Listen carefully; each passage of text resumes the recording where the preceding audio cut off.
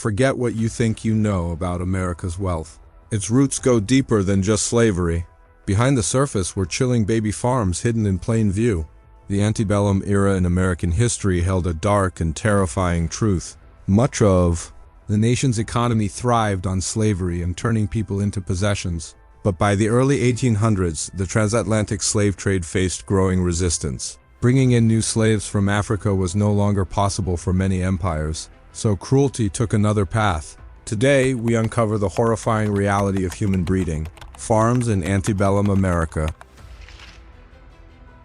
Throughout the 18th century, foreign laws and American policies slowly erased the identity of enslaved people. This brutal shift reduced human beings into property, taking away their personhood step by step. All legal rights were handed to the owners, leaving those in bondage without any claim to their own lives. As this toxic belief system spread, buying and selling enslaved people became fully accepted with little protest from the public or leadership.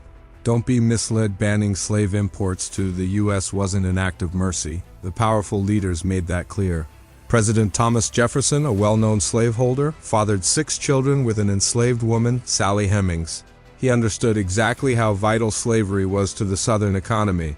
The goal wasn't to end slavery, it was to raise the value of those already enslaved. People became both property and producers. Over time, Jefferson's home state, Virginia, turned into the top center for breeding and selling slaves, even surpassing tobacco as its main export.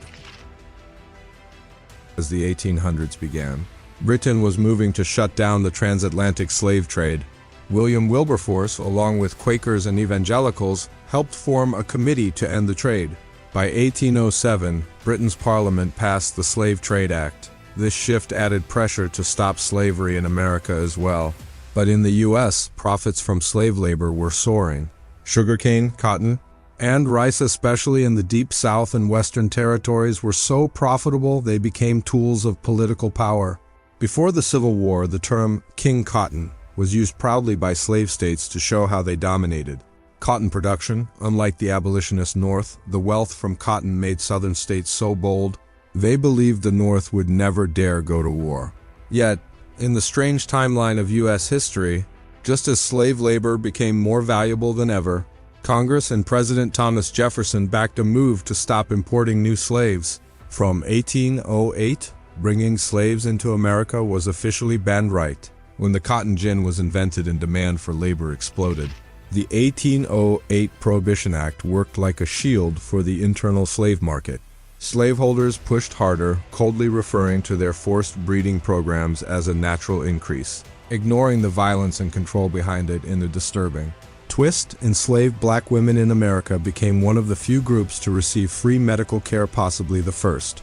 As authors Ned and Constance Sublett note in The American Slave Coast, why? Because an enslaved woman's womb became a source of profit.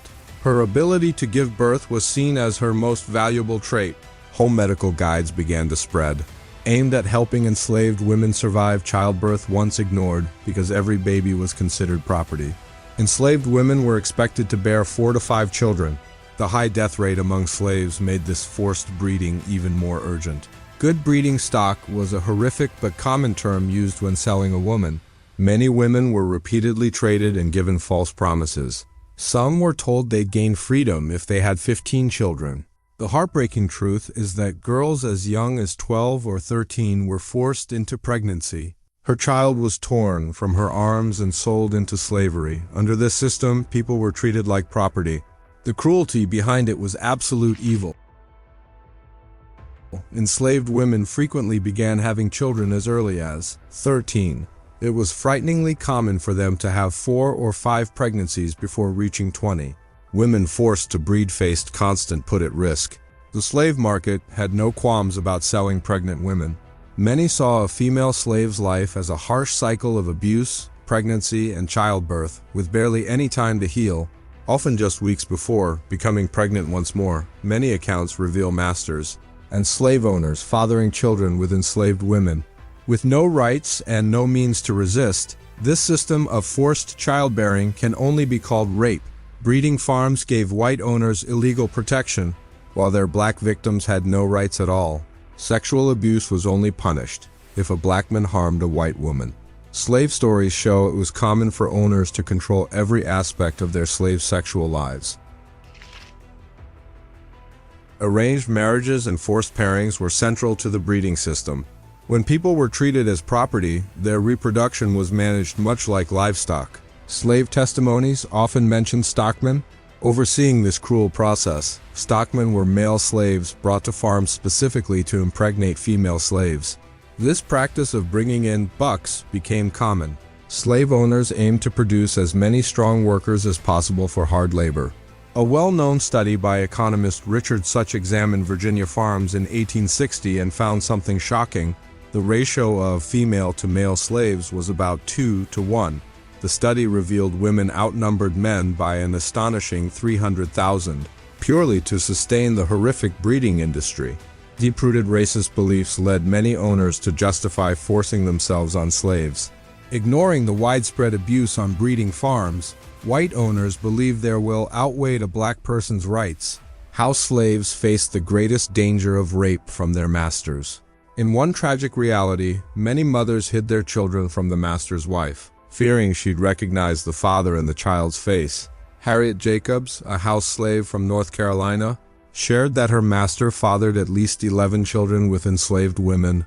None of this factory-like breeding and abuse was done for any reason other than profit. Slave traders openly bragged about their earnings. One Virginia trader claimed his forced breeding policies produced 6,000 slave children to sell in a single year.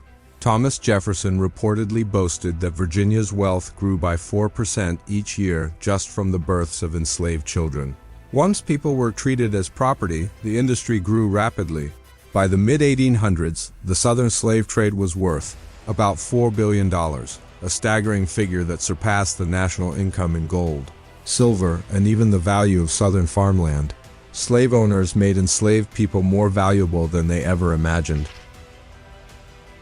Most shocking, in the early 1800s, slaves shifted from simple property into financial assets. The horror of stripping away personhood is well known, but the legal tricks used to turn people into cash machines are less talked about, probably because they're so disturbing. In the 1830s, slave owners wanted more wealth in their states. They took advantage of slaves' lack of legal rights by putting mortgages on them. Banks appeared across southern states like Louisiana and Mississippi. Slaves were mortgaged like land or houses, and these mortgages were bundled into bonds sold worldwide. This meant even people in countries where slavery was illegal profited from bonds backed by human lives. In a grim irony, banning slave imports helped create these global financial schemes in a supposedly enlightened world. America's wealth story is not one of freedom or innovation, it's one of terror, control, and unimaginable cruelty. When bringing enslaved people into the country was banned, the system didn't stop, it changed. Breeding farms emerged after the end of the transatlantic slave trade, using black women's bodies to make profit and treating their children like currency. These horrors were not hidden. They were accepted, normalized, even praised by some of the nation's most powerful men. We must always face this truth and never turn away. We must face it, learn from it, and vow it will never happen again. Thanks for watching.